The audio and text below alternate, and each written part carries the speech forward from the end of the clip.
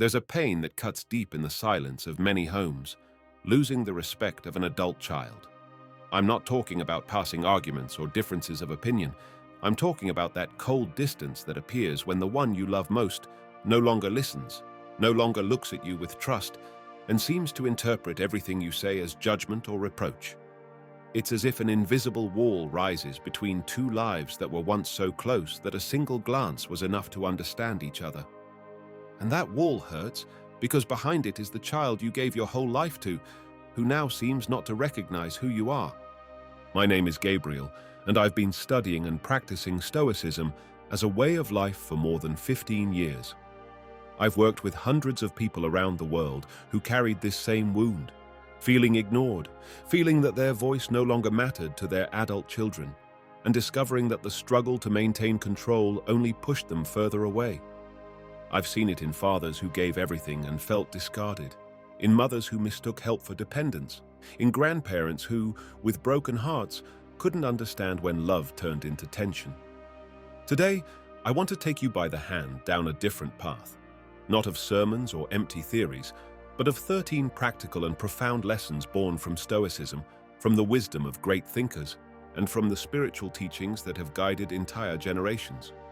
We're going to dig into the root of the problem, how to regain your adult child's respect without falling into guilt, manipulation, or empty tears, but with maturity, dignity, and serenity. Because there's still time, there's still a path, and the question is not whether your child will change, but whether you are ready to change the way you walk toward them. Let's begin. Number 1. Be quiet and really listen. There's a silent mistake that destroys relationships with adult children, talking too much and listening too little. Sometimes we think that the experience of years gives us the right to always share our opinions, to give advice at every turn, to correct even when no one asked. But every time you interrupt, finish their sentences, or correct the smallest detail, what your child feels is that there's no space for them to be themselves, and if they don't feel seen or heard, respect turns into distance. Stoicism taught me something that seems obvious, but is really an art: learning to stay quiet. Epictetus used to say that nature gave us 2 ears and 1 mouth, so we could listen more and talk less. But it's not about going silent like someone who's disconnected. It's about listening with presence, with curiosity, with the humility to say, I want to get to know you again. Because yes, your adult child is not the same as the little one you once held by the hand. Today, they are a human being with doubts, struggles, and decisions of their own that deserve respect. Think about this. How many times in the past month have you really listened to what they wanted to tell you without mentally preparing your reply while they were still speaking? If you're honest with yourself, you may realize you listen less than you imagine. Conscious silence becomes a bridge. When you stay quiet, your child lowers their guard because they feel you won't judge or lecture them. And when you ask out of curiosity, not to steer them, but to understand them, they open up a little piece of their world again. I've worked with parents who thought they had lost the bond forever, and the very first task I gave them was simple: spend an entire conversation without giving advice, only asking open questions and reflecting back what their child said. Later they told me, astonished, that in 20 minutes they had learned more about their child's life than in the last 5 years. It feels almost magical, but it isn't magic.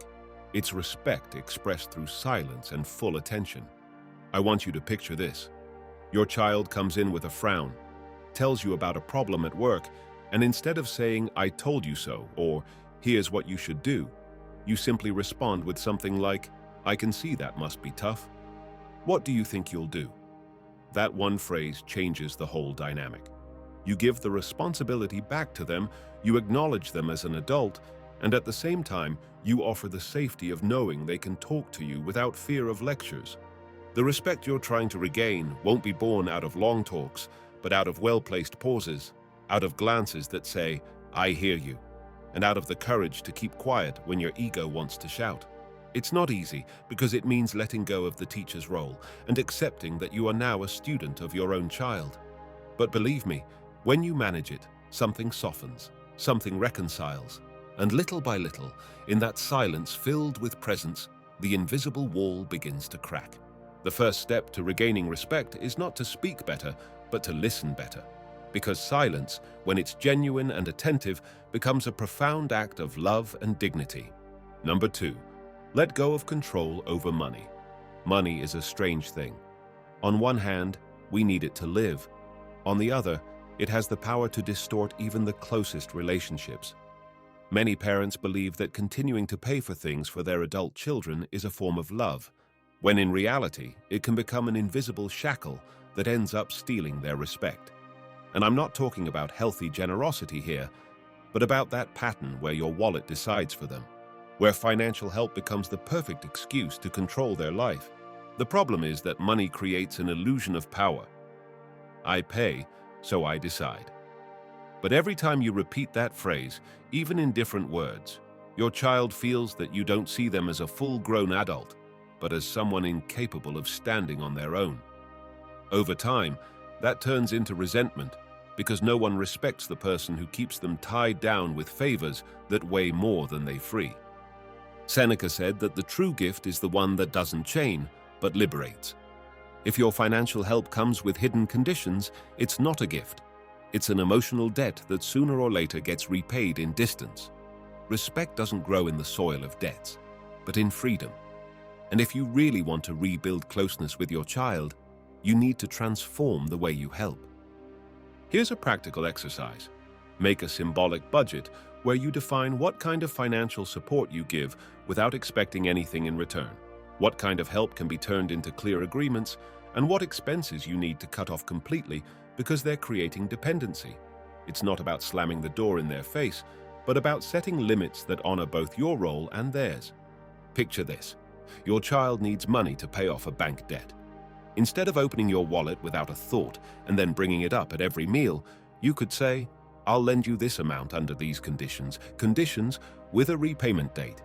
If you can't follow through, let's make that clear from the start. By setting clear rules, you turn help into an adult agreement between two responsible people. And if you choose not to help in that case, that too is an act of respect.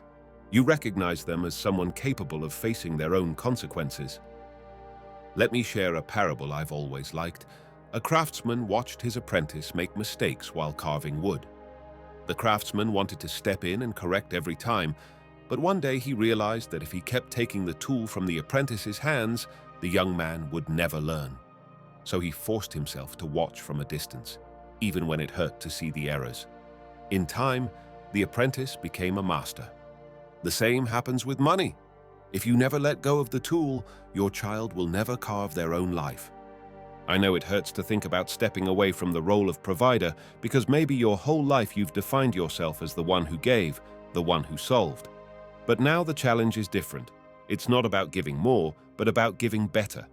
And sometimes, the greatest gift you can offer is to close the wallet and hand over the opportunity to grow. Respect cannot be bought or demanded with receipts. It grows when the other person feels you see them as an equal, capable of standing on their own, even if they stumble.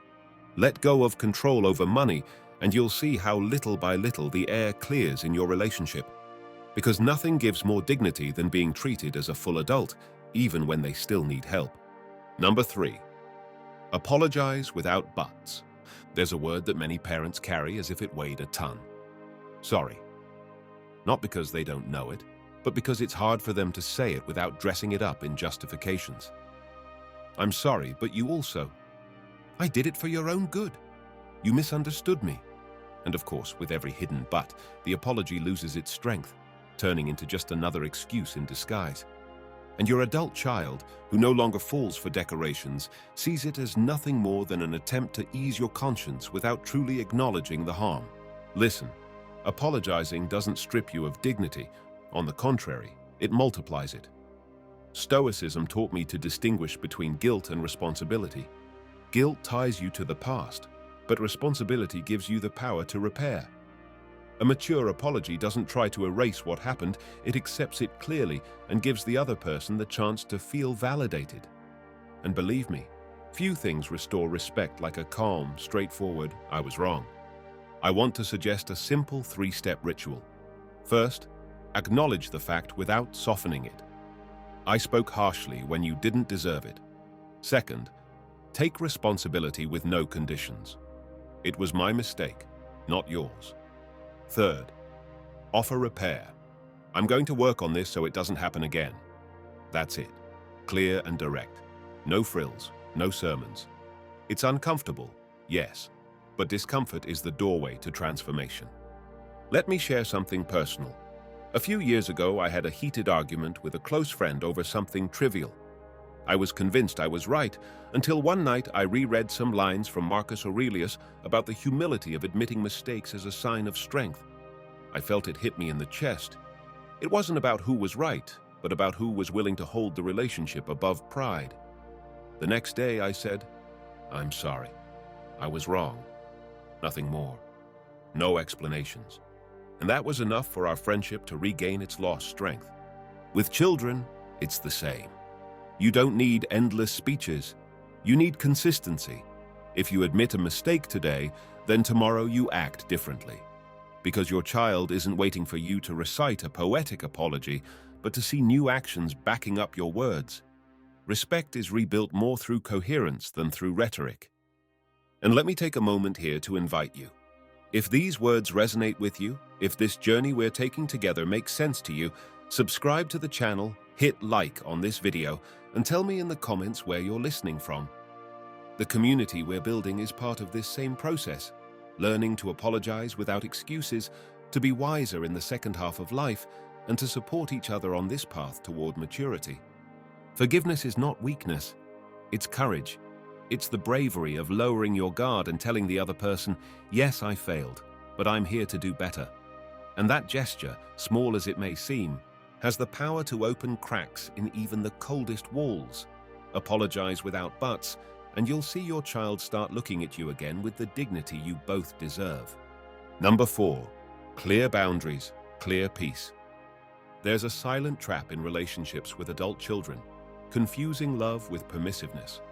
Many parents believe that to avoid losing the bond, they must always give in, tolerate the intolerable, endure disrespect, accept intrusions. What begins as a gesture of affection turns into a minefield where no one knows how far they can go without causing an explosion. Respect erodes because there are no clear borders. Everything is blurry, and when someone finally pushes back, it's already too late. Stoicism insists on something essential. You can't control what others do, but you can control how you respond. And responding with boundaries is not selfishness. It's respect for yourself and for the other person. Marcus Aurelius put it simply, "The best defense is not to become like those who harm you." That means that even if your child lashes out with words or attitudes, you can still choose to respond with clarity and firmness, not with the same chaos. Here's something concrete. Design your own respect contract. It's not a legal document, but a simple agreement with yourself that you can later share with your child. Define 3 things: what you will accept, what you will no longer accept, and how you will communicate it. For example, yes, I want to spend time with you. No, I will not accept shouting or insults. If it happens, I will calmly step away from the conversation. By writing it down, you prepare yourself not to improvise under the heat of emotion. You can also draw a map of boundaries, a visual tool that helps a lot. Imagine a traffic light, green for what nourishes the relationship, yellow for what's uncomfortable but open to discussion, red for what you will no longer tolerate. This exercise not only organizes your mind, it also equips you with ready-made phrases to use without hesitation. That way, when your child crosses into the red, you don't react with shouting. You respond with firmness and serenity. I remember a woman who wrote to me saying that every visit to her son's home ended with hurtful comments from her daughter-in-law. She swallowed them in silence to avoid problems. One day she decided to try this technique. As soon as she heard an offensive remark, she stood up calmly and said, "I love you, but I won't stay in a place where I'm disrespected." And she left. What happened next? Not only did those comments stop, but they also began to value her presence more. Because where there are clear boundaries, peace flourishes. Ask yourself, what examples of disrespect have you allowed out of fear of losing your child? And more importantly, How much of yourself have you lost by not setting boundaries? Perhaps the respect you want to regain begins with respecting yourself, with daring to draw lines that protect your dignity. Respect isn't negotiated with shouting or tears. It's established with calm and with clear limits. Because someone who doesn't know where the other person begins and ends will never learn to value what's right in front of them. And when you bring peace to your boundaries, your child learns to relate to you with clarity instead of confusion. Number 5, heal the past without reopening wars. Some wounds never heal because every time we touch them, we reopen them as if it were yesterday. Unfinished conversations from the past, reproaches repeated in every argument, guilt that shows up at the family table like ghosts no one knows how to cast out. The strange thing is that those old battles recycle themselves again and again until respect becomes a battlefield burned down by endless fights. The first thing I want you to understand is this: healing doesn't mean forgetting or pretending nothing happened. Healing means integrating what occurred without letting it become a chain you drag every day. Stoicism reminds us that what has already happened is outside our control. The only thing we can choose is what meaning we give it today. And if the only thing you keep alive from your story with your child is a catalogue of wounds, there will never be space for respect, because every conversation will turn into judgment. A powerful tool I often recommend is the unsent letter. Write down in detail what you feel, what hurt, what you never said, and leave it there on the page. Not to deliver it, but to release that pent-up energy that poisons the relationship. I've seen parents cry after writing these letters and, at the same time, feel immense relief. Because letting go on paper is a way of acknowledging the wound without reopening it in front of the other person. Another useful practice is making a timeline of wounds. Yes, it sounds tough, but by arranging them in time, you discover that not everything was pain, that there were also good moments your mind had erased. That perspective restores humanity to your child. They stop being the one who always hurt me and become a complex person with both light and shadow. And when you see them that way, without demonizing, you can approach with more compassion. Let me bring you a reference that deeply marked me. In the Gospel of Matthew 5:23-24, it says, "If you remember that your brother has something against you, leave your offering and go first to reconcile with him." This idea is profound. It's not just about moving on with life and praying things get better. It's about taking concrete steps toward reconciliation, even small ones. Maybe you won't achieve a great healing conversation right away, but you can start with gestures of respect, a different greeting, a short call, a word that doesn't open judgment but closes it. Think about this. What would you really gain today by reopening a case that's been unresolved for years? More distance? More pain? Or would you gain peace by choosing to end that internal war and hold on to what you can actually build now? Sometimes courage isn't about demanding justice, it's about no longer asking for debts that will never be paid. Healing the past doesn't mean forgetting what happened. It means choosing not to relive it every time you speak. It means giving your relationship a chance to breathe without pending trials. And believe me, when your child realizes you won't use the past as a weapon, they'll start looking at you differently. Because respect doesn't grow in the middle of trenches, but in the fertile ground of quiet reconciliation. Number 6, don't give unsolicited advice. One of the biggest triggers of distance between parents and their adult children is the constant need to correct, advise, or explain how they should live. You often do it out of love, of course, but in their ears it doesn't sound like love. It sounds like control.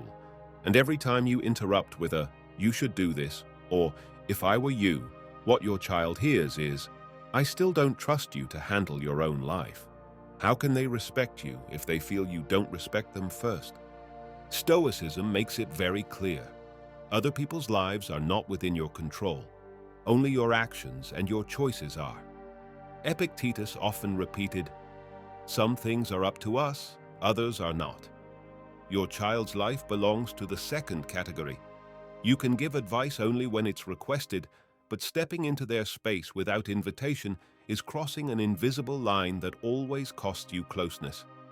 Here are 3 practical tools. The first is the 24-hour rule. Every time you feel the urge to give advice, wait a full day before saying it. Many times you'll discover the urgency was just your own anxiety, not a real need. The second tool is the permission question. Before speaking, simply ask, "Would you like to hear what I think?" If your child says no, respect the no. And the third is the role matrix. Learning to distinguish when your child is looking for advice, when they just want information, when they need emotional support, and when they only need silence. They're not always seeking a teacher. Sometimes they just want a companion who listens. I remember the case of a 70-year-old man who told me his daughter hardly ever called him anymore. When I asked why, he admitted that every time she shared a problem, he answered with immediate solutions. He never simply said, "I understand how you feel." His daughter, tired of always feeling corrected, started to pull away. When he tried this change, asking permission before giving advice, she was so surprised that she began calling him more often. Not because he solved her life, but because he finally respected her as an adult. Ask yourself, how many times do you really speak for your own relief, to calm your anxiety, rather than to help your child? Do your words actually strengthen them, or do they make them feel observed, evaluated, judged? Wisdom lies in accepting that even if their choice is wrong, it is still theirs, and your role is not to direct their path, but to walk beside them with dignity. Respect is born when you let go of the role of judge and take on the role of calm witness. When you learn to stay quiet, to ask if they want to hear you, and to offer your company as an option, not an imposition. Because in the end, no adult child wants a conductor orchestrating every note of their life. What they want is a father or mother who looks them in the eye and says, through actions, "I trust you." Number 7. Speak adult to adult.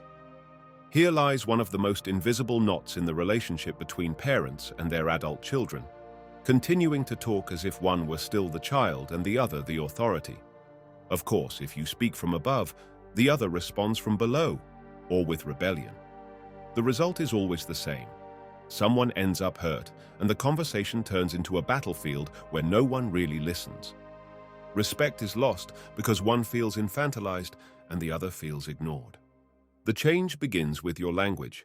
If you use phrases like, "At your age, I had already," what you need to do is, "I'm telling you because I know better than you." You're creating an artificial distance. But when you use horizontal language, recognizing the other as an adult with the right to decide, you create a space of dignity. Stoicism reminds us that we are all part of the same rational community, equal in essence, even if our ages and experiences differ. A powerful tool is non-violent communication. It means speaking from observation instead of judgment. For example, instead of saying, "You're always irresponsible with your schedule," you can say, "I've noticed you sometimes arrive late, and that bothers me because it leaves me waiting." See the difference?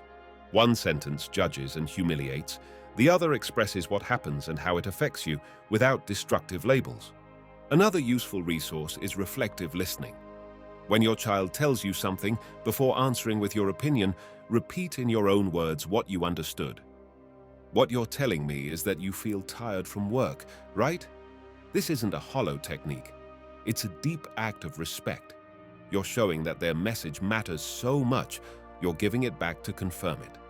And interestingly, when someone feels heard, they lower their guard and open space to listen too. Some time ago, I met a man who had been estranged from his son for years. He told me every conversation ended in a fight.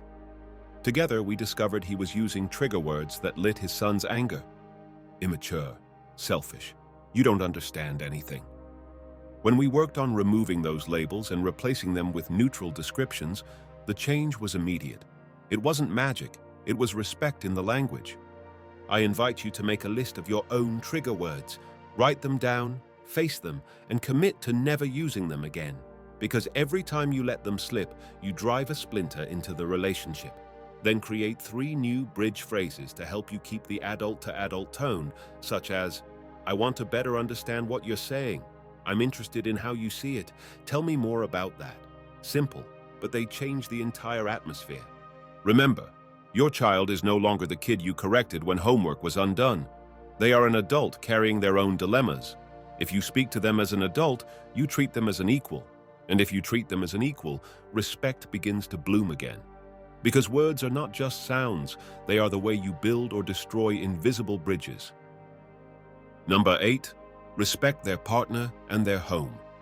Here lies one of the most delicate tests in relationships with adult children, how you behave toward their partner and inside their own home. Many parents lose respect not because their child doesn't love them, but because they never learned to recognize that now there's another center of gravity in their child's life. Your child no longer revolves around you, and when you ignore or criticize their partner, what they feel is that you don't respect their decisions, and therefore you don't respect them. Stoicism reminds us that what doesn't depend on you must be let go, and your child's love for their partner doesn't depend on you. Whether or not you agree with their choice is irrelevant. What matters is your attitude. Marcus Aurelius said, "Adapt yourself to what is given, and love those whom fate brings together with you." In your case, that fate is your child's partner. You can choose to reject them, or you can choose to see them as part of your child's life. And if you respect them, you also respect your child. Let me give you 3 practical keys. First, never triangulate. If you have a conflict with your child's partner, don't use your child as the messenger. Speak directly, calmly, and respectfully, or stay silent. Second, when it comes to parenting, if grandchildren are involved, give your opinion only when asked. Otherwise, your advice feels like intrusion and undermines trust. And third, if something bothers you in their home, remember, it's not your home. You can suggest, but never impose. Walking into their house with an air of authority is like invading foreign territory. Here's a resource I often recommend, the 2-chair technique. Imagine sitting in one chair and in the other, your child and their partner. Before speaking, rehearse what you're going to say from the chair of respect, without accusations or sarcasm. This trains you to filter out harmful words and choose a calmer tone. It may sound simple, but it makes all the difference. I remember a woman who told me she lost nearly a year of closeness with her son because she constantly criticized the way her daughter-in-law cooked. She thought her comments were harmless, until one day her son said, "When you criticize my wife, you're criticizing me." That sentence woke her up. She learned to keep quiet, to appreciate the gestures, and little by little she was invited back to the family table. It wasn't immediate, but it began with one act of humility, recognizing it wasn't her ground. Ask yourself honestly, have you ever made your child feel they had to choose between their partner and you? Because if so, you already know the answer. They will choose the one who shares their life. Respect is lost in those battles and regained when you show the greatness not to compete, but to coexist. Respect their partner, respect their home. That gesture speaks louder about your wisdom than any advice. And deep down, it's also a gift to yourself. Letting go of the power struggle and holding on to what matters most, a clean, unburdened bond with your child. Because where respect exists for what they chose, respect for you is reborn. Number 9, presence without invasion. Here lies one of the hardest balances. Being there without getting in the way, accompanying without controlling, showing love without suffocating.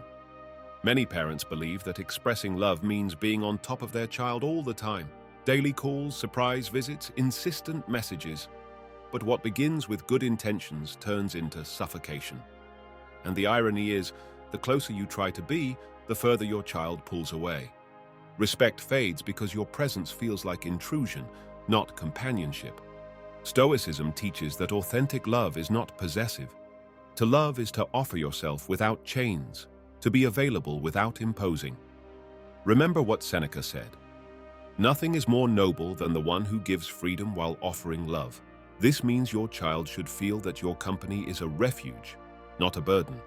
I suggest 3 very simple but powerful practices. First, set non-intervention times.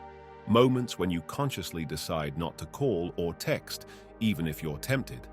Give them space. Second, create a schedule of brief agreed-upon check-ins. A short call once a week, a simple message every so often. That way, They know you're there but don't feel hunted. And third, design signals of availability. Clear phrases like, "I'm here if you need to talk," with no pressure or expectation of an immediate response. That opens a door without pushing them to walk through it. To help you picture it, imagine a quiet porch in front of your house. You're sitting there, reading, calm, visible. Your child knows you're there, knows they can come closer whenever they want, but you don't chase them down the street or shout from the window. That's the energy you need to cultivate, serene presence, not constant surveillance. I recall a case. A man told me his mother used to call him 3 times a day. He loved her, but each call felt like an audit. When she understood that less was more and reduced it to 1 call a week, their relationship improved immediately. Because he no longer felt inspected, he felt supported, respected in his life. Ask yourself, does your presence give your child peace, or does it give them anxiety? The answer may sting, but it's liberating, because it means you can adjust. You can transform invasive presence into respectful companionship. Respect blooms when your child knows you're there without needing to be reminded every hour. Presence without invasion, that's the secret. Because being available without controlling is the most mature way of saying, "I love you and I trust you." Number 10. Be the example to follow. There's an uncomfortable truth many parents prefer to avoid. Adult children don't respect what they hear, they respect what they see. You can give endless speeches about responsibility, patience, or love, but if your life doesn't reflect those virtues, your words become background noise. Respect isn't begged for, it's inspired. And the best way to inspire it is by embodying what you claim to value. Stoicism places virtue at the center of life. Wisdom, justice, temperance, and courage. These are the 4 pillars that uphold an integral human being. You don't need perfection, you need consistency. If you speak about patience, show it when things don't go your way. If you preach the value of effort, be the one who gets up each day with a purpose, even a small one. Your child doesn't need sermons on how to live. They need to see you living with dignity in your own skin. Here's a practical exercise. Create a simple chart with the 4 Stoic virtues. At the end of each day, evaluate yourself honestly. Did I act with wisdom today? Did I practice temperance? Was I just? Did I show courage? Not to punish yourself, but to recognize and adjust. This journal not only organizes your life, it also sends a silent message to your child. I'm working on myself. And believe me, nothing awakens more respect than a father or mother who continues to grow, even in later years. Also, cultivate a morning ritual. It doesn't need to be complicated. Maybe a short walk, a reading that uplifts you, or a few minutes of conscious breathing. That small habit will set the tone for your day and give you a different presence when you speak with your child. You won't be someone who complains about life. You'll be someone who radiates serenity, and serenity commands more respect than any speech. I've met older people who transformed their relationship with their children simply by changing the way they lived. A woman once told me that after years of arguments, she decided to stop fighting and dedicate herself to her garden. Her children, seeing her happy and engaged in something that fulfilled her, began visiting more often. Not because she called them, but because her example drew them in. Her peace became a silent invitation. Ask yourself, what are you teaching with the way you live? What image does your child carry when they think of you? Someone bitter and at war with the world? Or someone still learning, cultivating, and enjoying life? That's the key.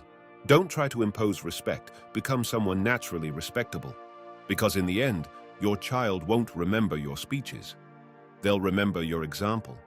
And that example, if it's consistent and dignified, will be the seed of renewed respect. The greatest legacy you can leave them is not your words, but a life lived with virtue. Number 11. Small promises kept. There's something that destroys respect faster than an argument: empty promises. When you say you'll do something and don't follow through, no matter how small, what your child learns is that your words carry little weight. And when words lose weight, respect evaporates. It doesn't matter if it's a big promise like helping with a project or a small one like, "I'll call you tomorrow." Every broken promise is a brick falling from the bridge of trust. Stoicism teaches that virtue shows up in daily actions, not in grand heroic gestures. Seneca said that life is built on small but constant details. And here lies the key. You don't need to make huge promises to regain your child's respect. You need to make realistic promises and always keep them. Trust isn't rebuilt with speeches, it's rebuilt with repeated micro-gestures. Here's something very practical. Start making minimal promises. Simple things you know you can absolutely fulfill. For example, tomorrow I'll send you the photo you asked for. On Sunday, I'll stop by for 10 minutes to say hello. I'll arrive at the time we agreed. And then follow through, even if it seems insignificant. Because what's at stake isn't the size of the act, it's the consistency of your word. To avoid failing, create a simple follow-up system. Use a notebook, your phone calendar, whatever works, but write down every promise. Check it off once it's done. At first, it may feel exaggerated, but it's training to re-educate your mind. Your words matter, your promises are kept, and your child will notice, even if they don't say it. Let me share something that has always inspired me. The story of Cincinnatus, a Roman who was called to lead during wartime. He promised to serve, did so effectively, and as soon as his duty was fulfilled, he returned to his farm. He didn't cling to power. He didn't dress it up with speeches. He simply kept his word and went back to his simple life. That gesture made him memorable. The same goes for you. You don't need greatness. You need consistency. Ask yourself, how many times have you promised things and not kept them, thinking it wasn't a big deal? And more importantly, how would your relationship have changed if you had kept even the smallest ones? Respect isn't earned with pretty words. It's earned with fulfilled actions. Make your life a scoreboard of trust. Each promise kept adds a point. Each broken one subtracts. And if you keep that discipline, sooner or later your child will start taking your words seriously again. Because respect in the end is nothing more than believing someone when they speak. And if you want your child to believe you again, start by promising less and keeping more. Number 12. Learn their language and their technology. Here lies a generational gap many parents don't see. They don't speak the same language as their adult children, even if both speak Spanish. Language isn't just words, it's also how they're used. The pauses, the emojis, the voice notes on WhatsApp, the unexpected calls. And when you don't understand those rules, you can unintentionally come across as intrusive, sarcastic, or out of place. That erodes respect, not because your child doesn't love you, but because they feel you're not making the effort to enter their world. Stoicism teaches us to adapt to what is within our control.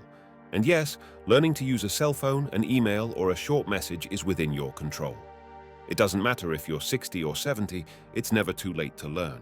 In fact, when your child sees you making the effort to understand their way of communicating, what they receive isn't just a message on a screen.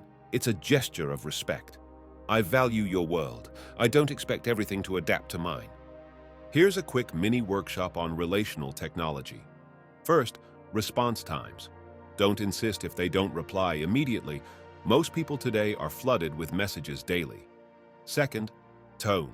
Write short, clear sentences. Avoid giant paragraphs that feel like lectures. Third, emojis. A wink can soften a phrase, but using too many can make you sound out of touch. And fourth, capital letters. Don't use them for everything. Online, that's the same as shouting. You can even make your own little glossary. For example, many young people type "ha ha ha" just to soften a phrase. It doesn't always mean they're laughing. Or they send a short "okay" that isn't disinterest, it's just speed. If you don't understand these nuances, you might feel rejected when you're not. That glossary becomes your generational translator. I've worked with mothers who at first felt hurt because their children preferred to respond by text instead of calling. But once they understood it wasn't coldness, it was just the rhythm of the times, the relationship relaxed. One told me, "I stopped fighting with WhatsApp and started using it the way they do, and now they reply more often." It wasn't magic, it was adaptation. Ask yourself, what message do you send when you insist everything must be done your way, at your pace? in your old forms. You send the message that you don't respect their world. And respect is a two-way street. If you want your child to respect your timing, start by respecting theirs. Learning their language and technology doesn't mean losing your essence. It means widening your horizon. And that humble effort, even if clumsy at first, is a powerful bridge. Because in the end, respect is built when two worlds learn to meet in the same place, even if it's on a phone screen. Number 13, accept and let go. There comes a stage in life when respect is no longer regained through speeches, communication techniques, or practical strategies, but through something deeper, acceptance. Many parents lose their children's respect because they can't let go of the expectation of the perfect child, the obedient child, the child who fulfills the dreams they once had. And in that endless struggle to correct what can no longer be corrected, the relationship burns away. Acceptance is not surrender. It's understanding that your child has their own path, even if it isn't the one you would have chosen. And letting go doesn't mean a lack of love. It means a more mature love. I let you be, even if I don't understand your choices. Stoicism teaches us to practice the art of memento mori, to remember that life is brief, that none of us is guaranteed a tomorrow. Do you really want your final years spent in power struggles, in pointless arguments, in demanding a respect that only comes when you offer freedom? Let me give you two very concrete practices. The first is box breathing. Inhale for 4 counts, hold for 4, exhale for 4, rest for 4. Each cycle is a reminder that you can let go of control and recover your calm. Use it when you feel the urge to argue or impose. The second is a simple memento mori meditation. Take a few minutes to remember that both you and your child are mortal, that neither of you will be here forever. That awareness puts conflicts into perspective. What today feels like a battle for respect may tomorrow be nothing more than a trivial memory. I want to close this point with a biblical reference that always moves me. To everything there is a season, and a time for every purpose under heaven. Ecclesiastes 3:1. There is a time to teach, a time to advise, a time to accompany, and also a time to let go. Perhaps now your time is this last one. And in that humble acceptance, paradoxically, a new respect blooms. The respect born in your child when they feel you finally let them own their life. I once met a woman who had spent years arguing with her son because he didn't pursue the career she had dreamed for him. One day, tired of so much fighting, she simply said, "Son, I don't understand it, but I accept it. It's your life." She told me that in that instant, he looked at her differently, as if, for the first time, he truly saw her as someone who respected him. The circumstances didn't change, but the attitude did. Ask yourself honestly, what are you clinging to so tightly that it keeps you from enjoying your relationship with your child? Is it really worth continuing to fight to be right? Or is it wiser to let go and embrace peace? To accept and let go is not weakness, it's greatness. It's the act of recognizing that your mission is no longer to shape, but to love. And when your child feels that freedom, that love without control, respect will most likely return on its own, like someone coming home after a long time away. We've traveled an intense, deep, and sometimes uncomfortable journey. 13 steps that are not magic formulas, but real paths to rebuild what once seemed lost, the respect of your adult child. We've learned that it's not about talking more, but about listening better. That letting go of control, even financial control, is more freeing than holding on. That asking forgiveness without excuses carries more power than 1,000 sermons. That clear boundaries bring peace. That healing the past doesn't mean reopening wars. That unsolicited advice can be more of a burden than a gift. That speaking adult to adult builds a bridge, not a wall. That respecting their partner and their home means respecting them. That your presence matters more when it doesn't invade. That your example speaks louder than your words. That small promises kept rebuild trust. That learning their language and technology builds a bridge between generations. And that accepting and letting go is in truth the greatest proof of love and wisdom. If there's one thing that becomes clear through all this, it's that respect is not demanded or negotiated. It is inspired, earned, cultivated through consistency. And today, I want to thank you for staying with me to the end, for opening your heart to these reflections, for daring to look at yourself with honesty. Because transformation doesn't begin with your child, it begins with you. And in that courage to change, to adjust, to keep growing even in maturity, lies the real power.